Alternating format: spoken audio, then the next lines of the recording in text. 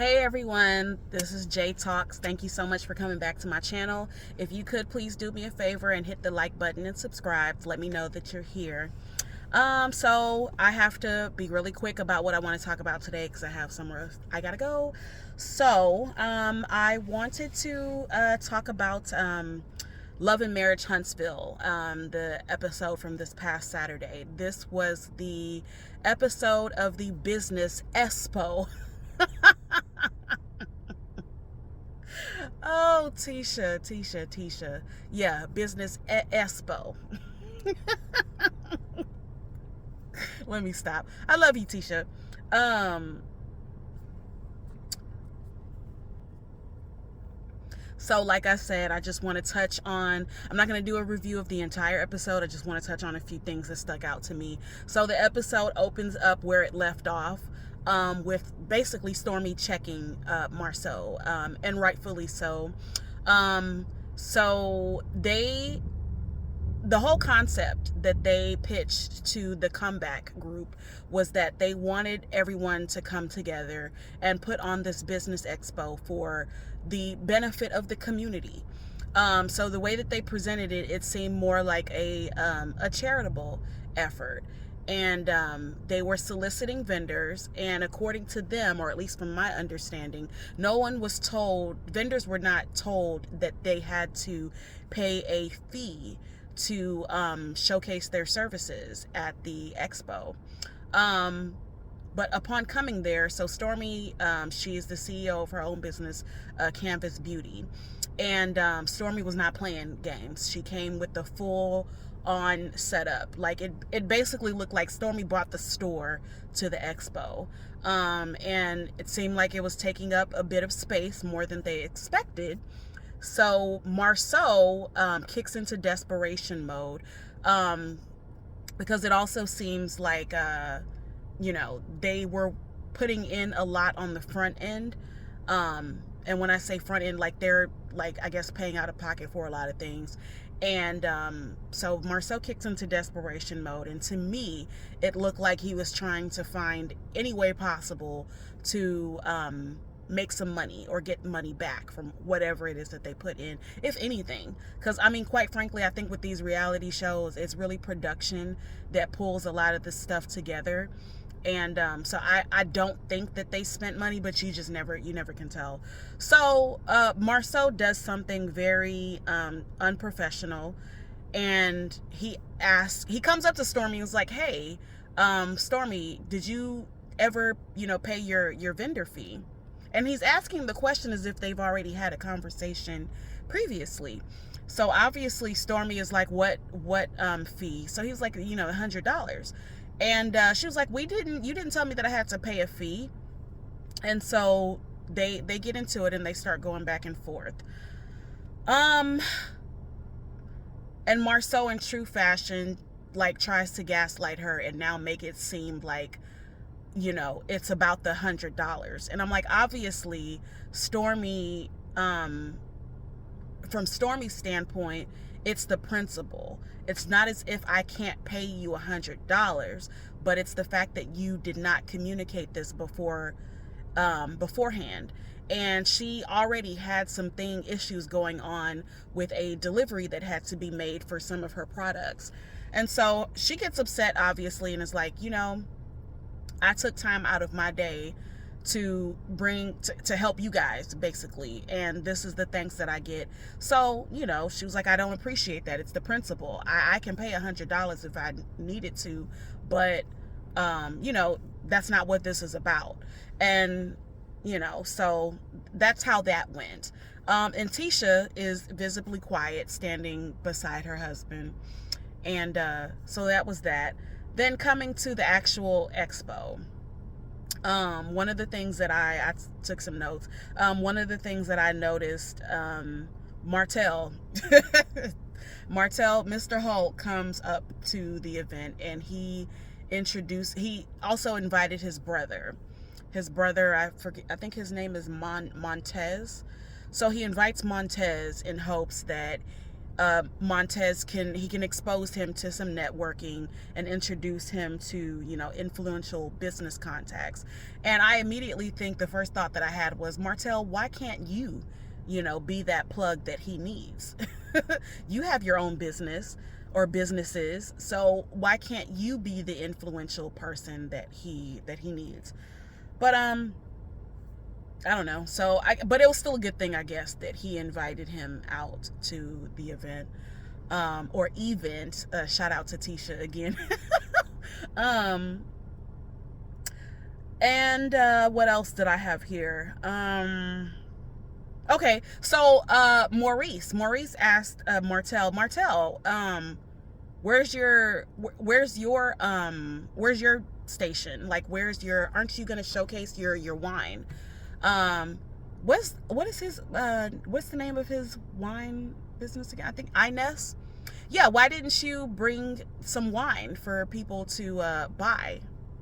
And so Martell says, basically, I don't want to take all of the shine. I want other people, because I guess there were some other wine vendors there.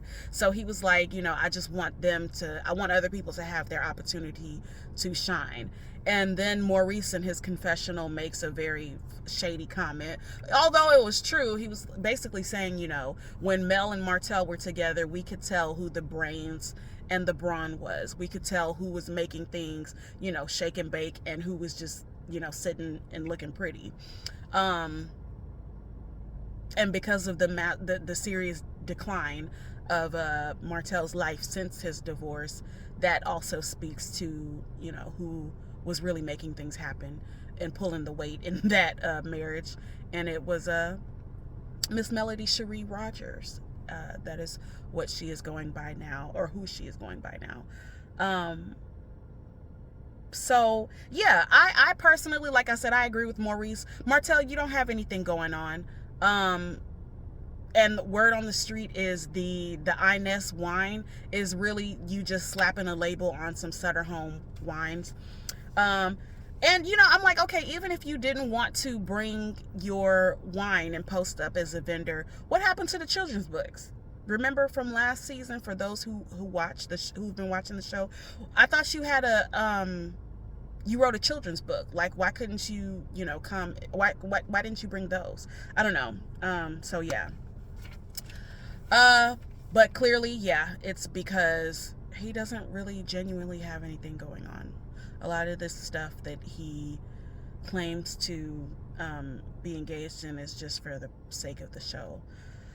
Then they get to the panel discussion. Martell, I really love that Melody decided to sit this one out, because not only was it a chance for everyone to put the spotlight on everyone else, and also give them a chance to prove to themselves that, hey, we can put something on without Melody. So I love that she, for once, kind of stepped to the side and just came as a spectator and sat in the audience. But it was funny that as soon as Martell noticed that she was in the audience, he didn't want to speak anymore. So I'm like, why? Are you intimidated? What's going on? What's going on, Martell? And I get it. Everybody is not, everyone isn't good at public speaking. So I guess I understand.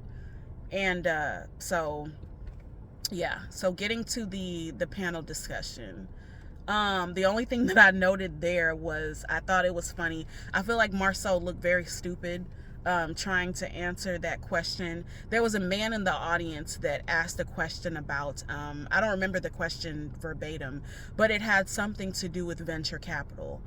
And clearly, by the way that Marceau answered the question, you could tell, first of all, that he had no idea what venture capital was. But like I said, in true Marceau fashion, he's going to talk his way through as if he knows what he's speaking about. And I hate when people do that. Like, that's a pet peeve of mine. If I'm asked a question and that's something that I'm not well versed in, the simple response is, I do not know, but I can do some research or ask people who have more experience in this and get back to you. And that would have been absolutely fine. And I would have had more respect for Marceau if he just said straight up, hey, I don't know.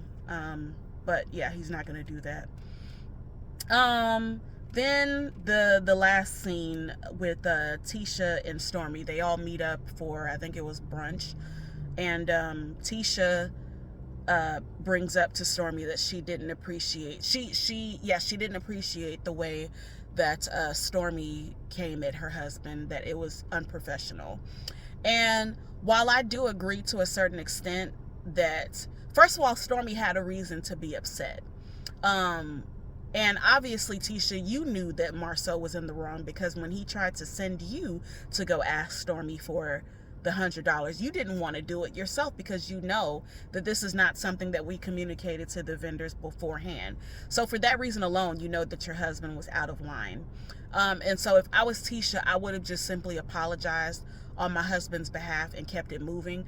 But so that was that. And then with Stormy, the only thing I'm gonna say that I personally wouldn't have done if I was her is, it didn't need to get to the level of you saying that you're gonna, basically stick your husband Courtney on Marceau. I don't think that was warranted.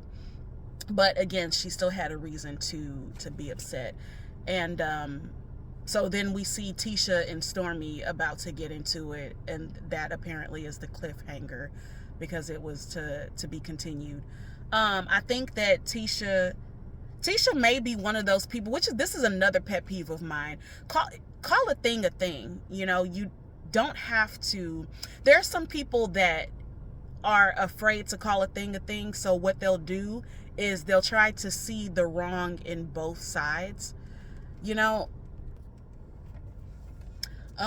So yeah, that was a cliffhanger. We see they also gave us this snippet of the mid-season finale. It looks like it's about to be mostly about Kiki, which I think is annoying, because